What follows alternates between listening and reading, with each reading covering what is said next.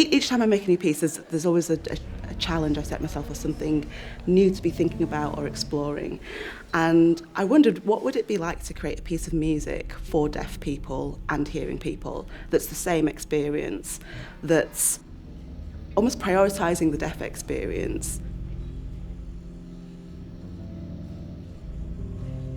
I wanted to create a piece that was multisensory. I work in multisensory practice, so it worked as a kind of a visual poem.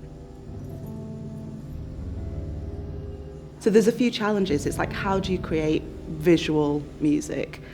And on top of that, I was really interested in how to create a score that is a vibrational score as well, so that the music can be felt.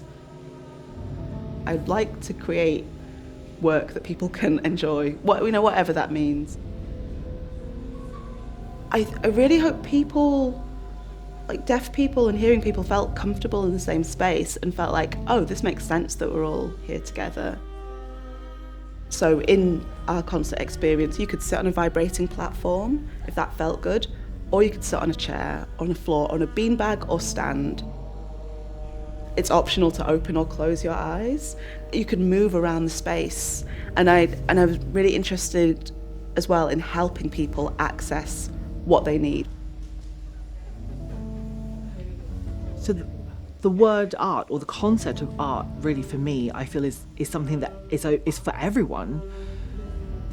And it gives people the opportunity to access different perspectives, and it gives them a way to engage with different worlds. And so contemporary art is something that obviously is linked to our times of now, our modern times, how we're perceiving the world now, what we're seeing around us now, and how that links to the art world. And so if that is presented, that's made accessible to different communities, it means that this is something that can bring them all together. It strengthens our collective community links, and that's why I think it is really important.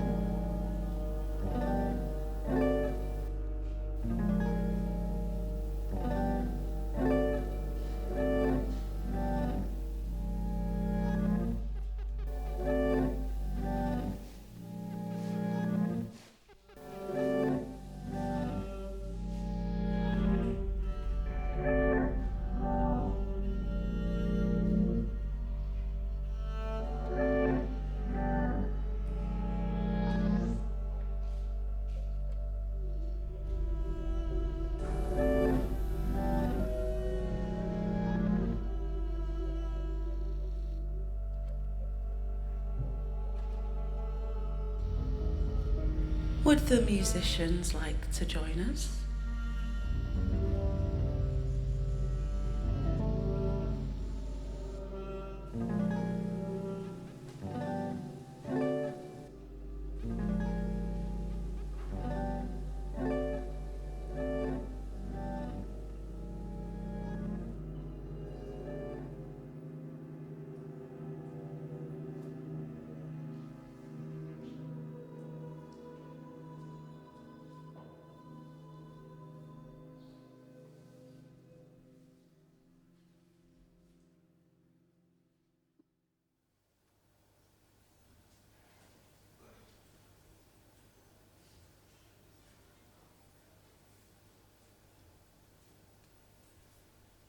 Anticipation.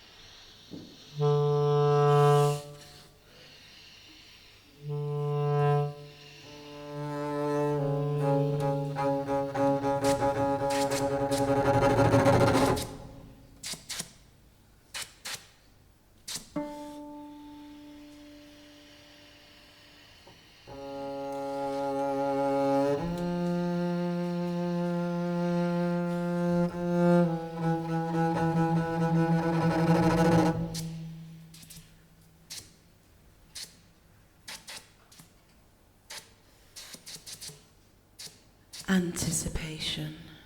I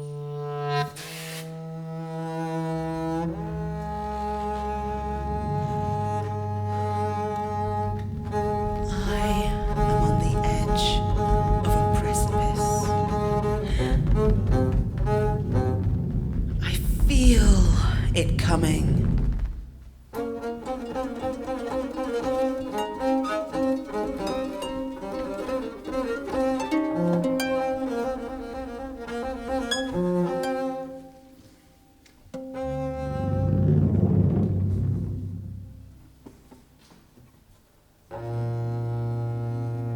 Falling in love is deep.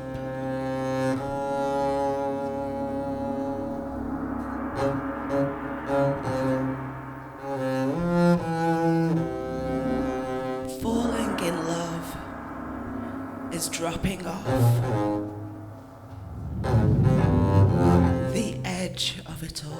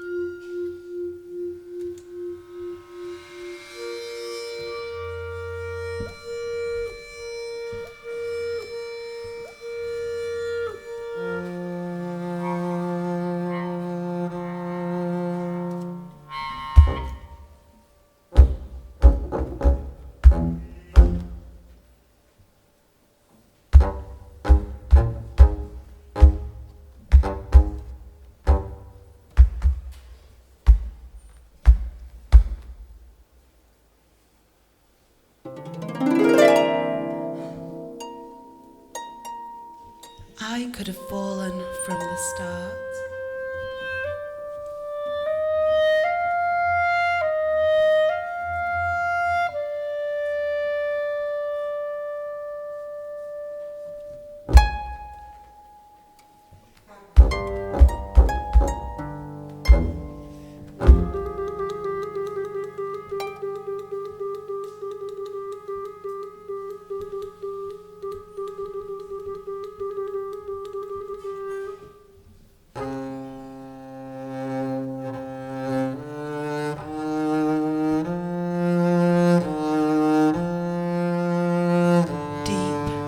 Falling in love is deep.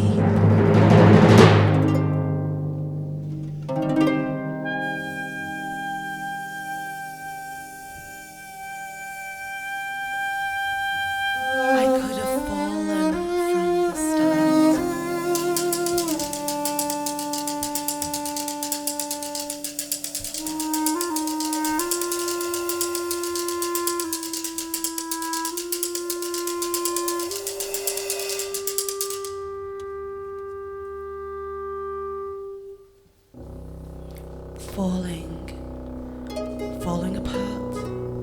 Falling apart at the seams.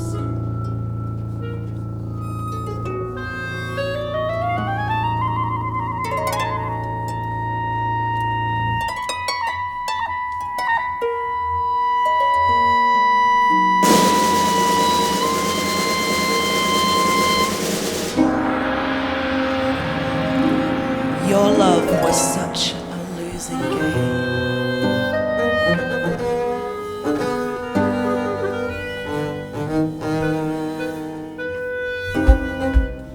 If suffering purifies the soul,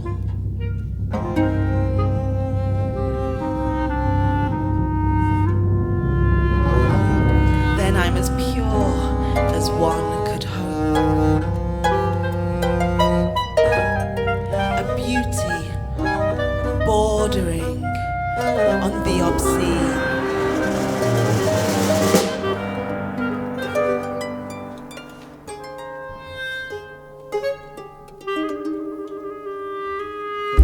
And though you hold my heart in chains, the cosmic mirror holds my soul.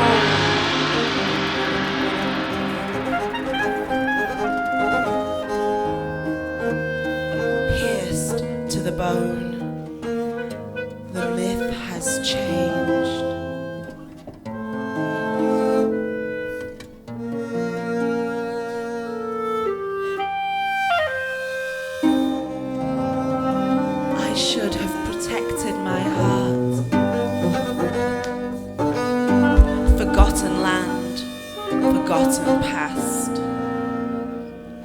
And no, I won't let go. I can't let go.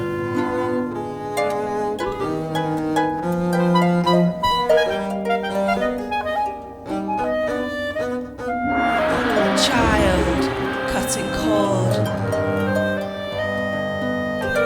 and turning on love.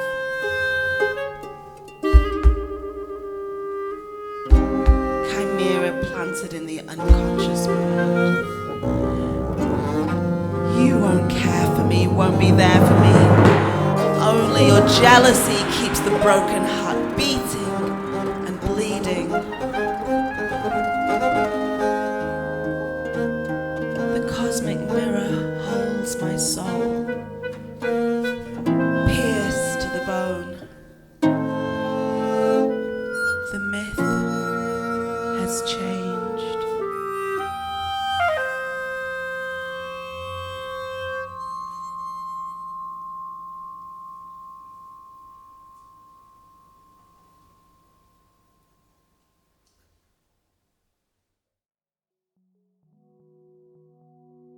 Our Writing the Future project is a composing opportunity that we set up, and the idea was to recruit mostly earlier career composers and give them an opportunity to write for this world-famous ensemble. We really set out with the ambition that not only would it provide an opportunity for them to stretch their practice and do something they hadn't done before, but also that they would stretch us, that this generation of composers had a view and a vision and ideas which an established group like ours needed to be challenged with. And so it's always been a journey, really, and a wonderful way of meeting new compositional voices and bringing to them the world-class experience of our musicians and our production team, but then hoping and expecting that something new comes out of it. So it was a really interesting experience in the creation of the music and the text and the visual all in one experience. First came this idea of the balloon falling and rising. And so I wrote this poem. The first part is about falling in love, a kind of doomed, really romantic love. The second part is about falling in dreams, and so there's the idea of teeth falling out of the mouth, and then also the falling in dreams, and then having the something sitting on your chest, you know, that idea of the incubus on the chest, that sleep paralysis feeling. And then the last part is a contrast. It's the idea of rising.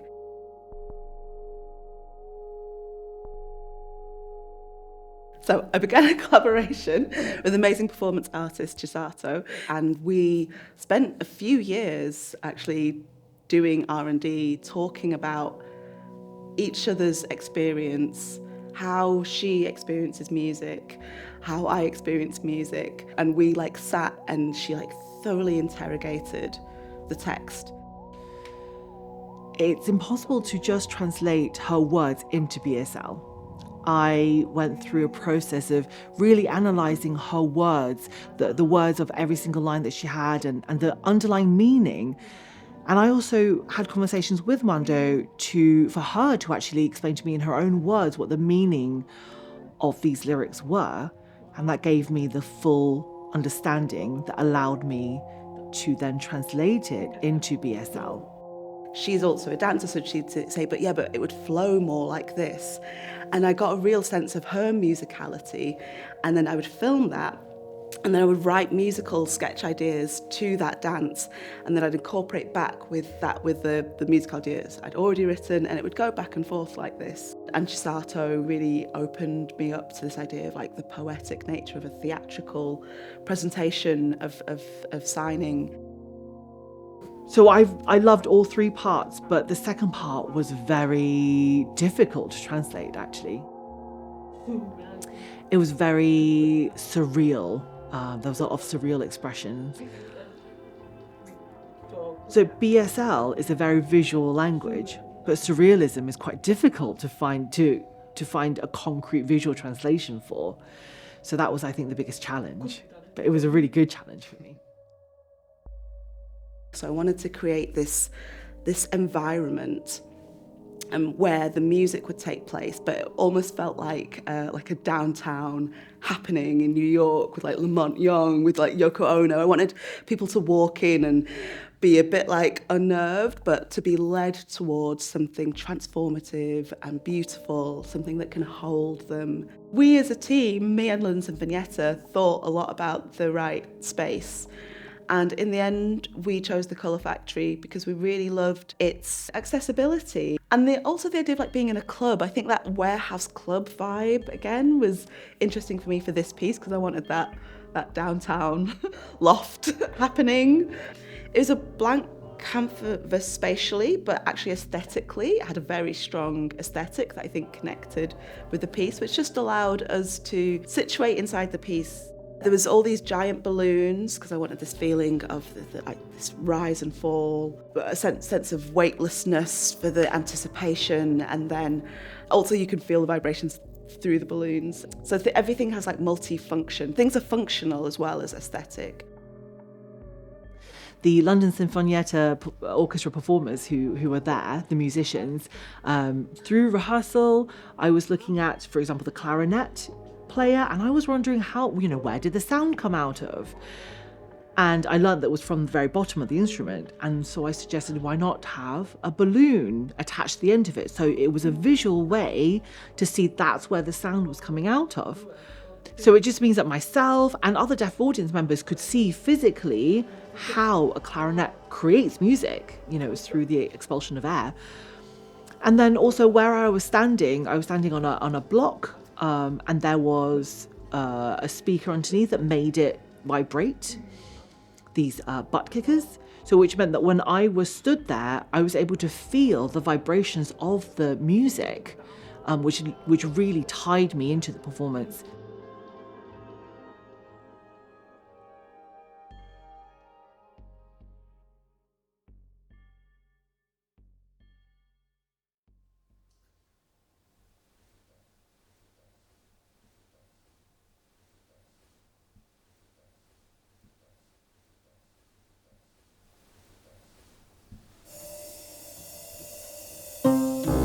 Into the mirror, darkly, strangely.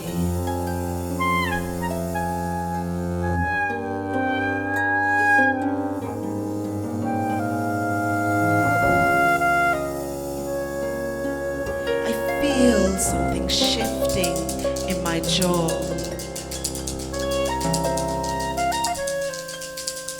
Grinding,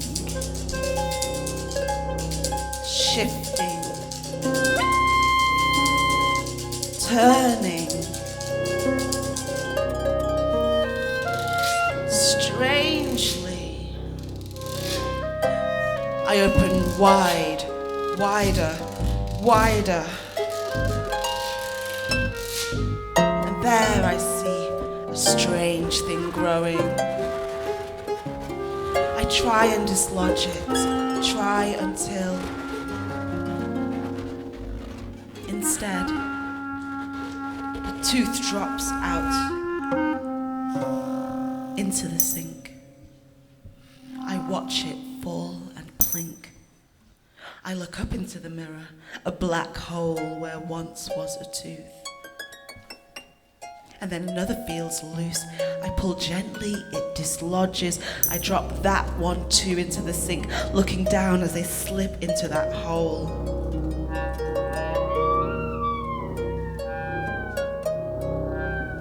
I feel itchiness in my mouth. I open and another falls, and another and another, and I begin to fall too, sucked down the drain, falling, sinking into the sinkhole. Blackness closes in on me.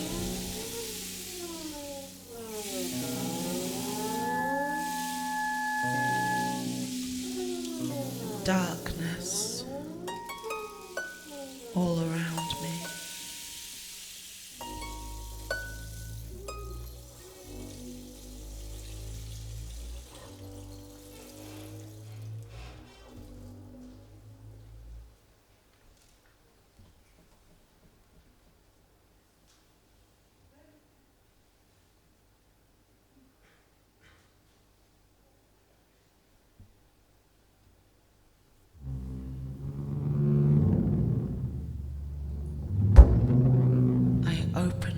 eyes to more darkness. I feel a weight of pressure on my chest.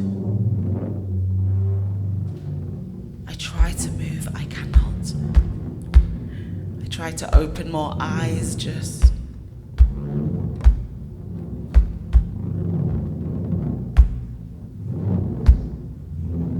Not this endless darkness.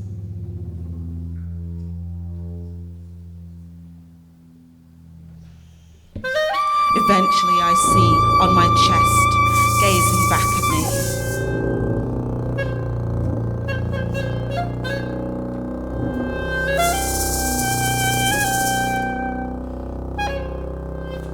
And where there should be eyes, just more darkness.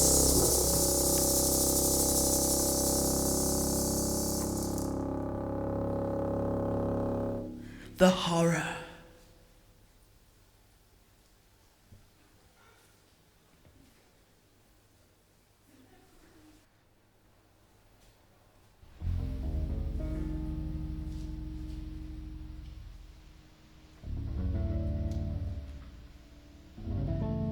The three types of embrace. Embrace a balloon.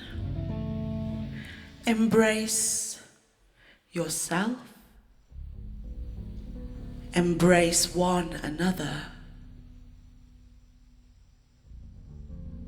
So I actually sewed into the experience, in between the movements of my music, there is these sections called the embrace sections, where, you know, I want people to gradually begin to embrace something different, something transformative. That's partly because I wanted the night to have this whole experiential arc, this ritual experience where people could enter in different ways, you know, as much or as little as you want.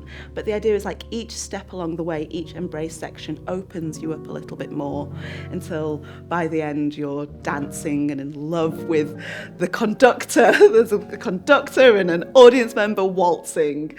What could be better?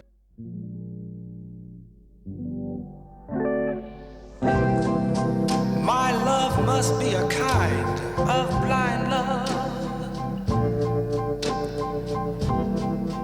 I can't see anyone but you. The first embrace is very low stakes. It's let's share some food, and it's popcorn, which we understand how to share and we understand what the experience is. By the last embrace, people were up and dancing in a couples waltz, a loving couples waltz with people they'd never met. People were up hugging balloons and dancing, and that has multifunctional uses. It's an interesting experience, it's an interesting ritual experience. It might be opening people to something they've never done at a classical concert, but it also has a practical thing, which is I help them move through the space and find different ways of being in the space.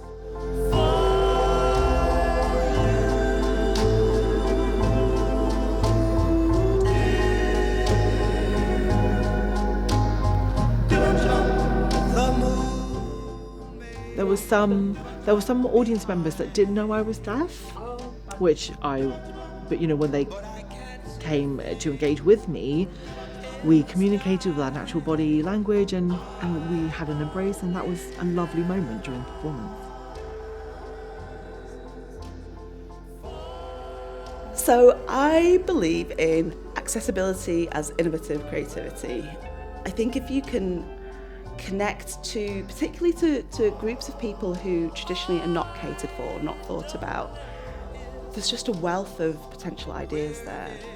And that's something that came directly out of the question, what would deaf music be like?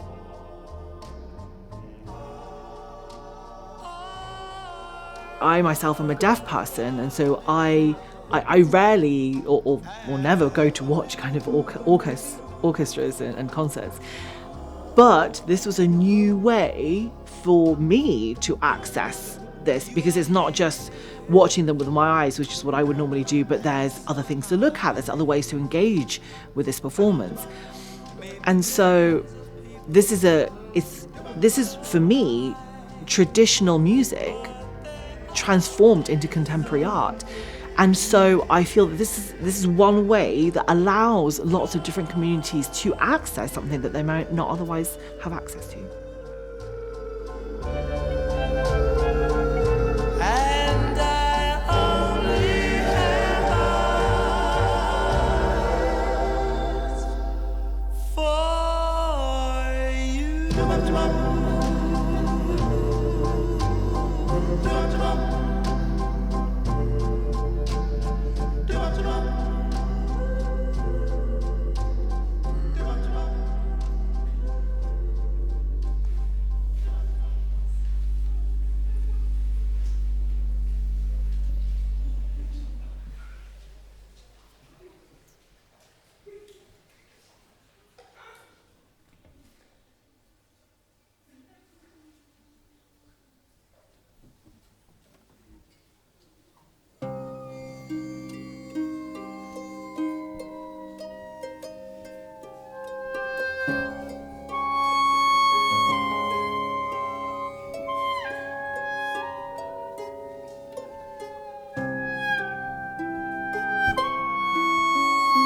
Looking to the light through the dark forests.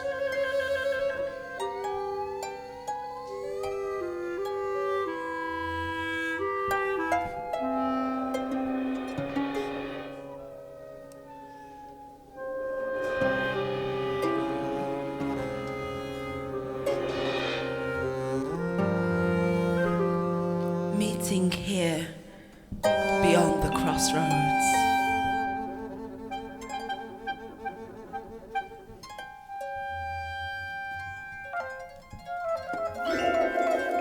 We see what we must do.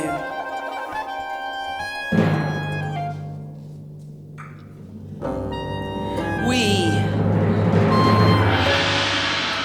painted face, lords and ladies of misrule,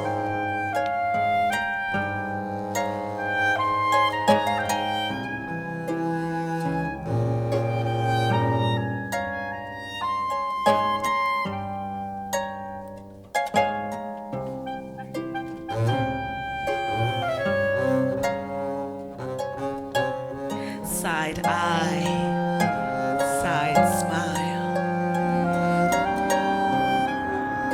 We shall dance. We shall dance for the gravedigger and for the baron,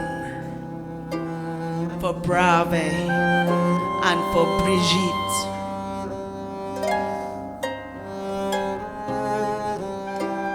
We dance for the wretched of the earth. And never forget, we are your mirror.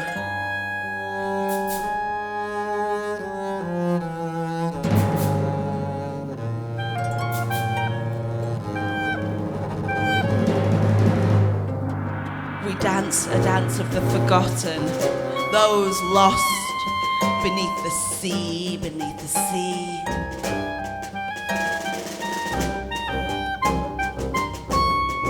We swirl up the snow with our feet, scraping and shuffling.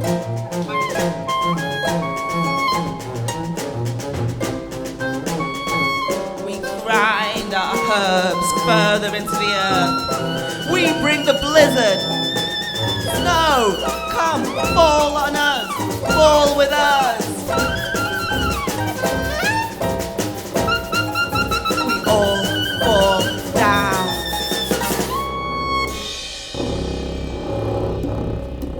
See us swirl up, up, up and away.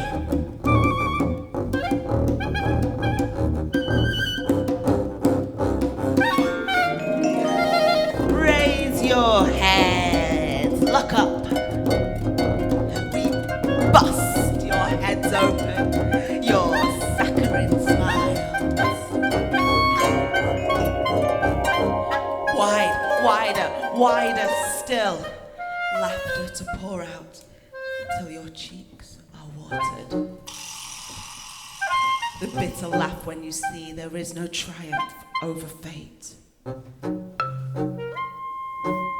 We dance for death, and we dance the night. You welcome us with cheers as we bring the cold winds that cut to your marrow.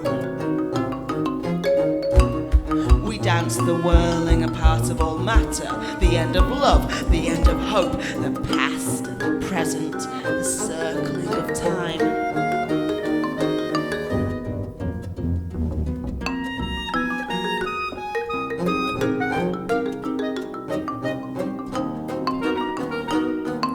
Papa Legba, who rises to meet you in the morning as a young babe and falls away from you at night.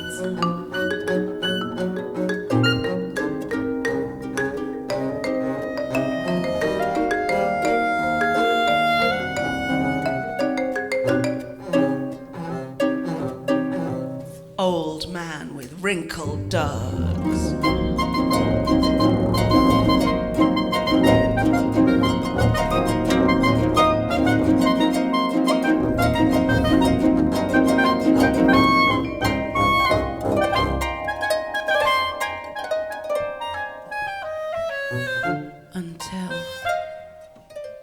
Until we dance ourselves clean.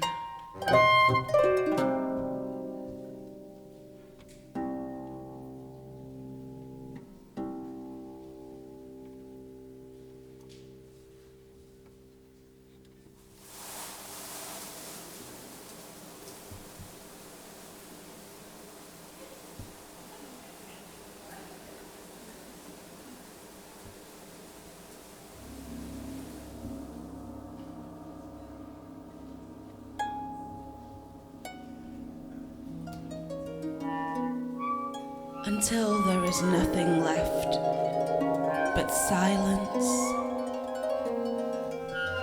moonlight,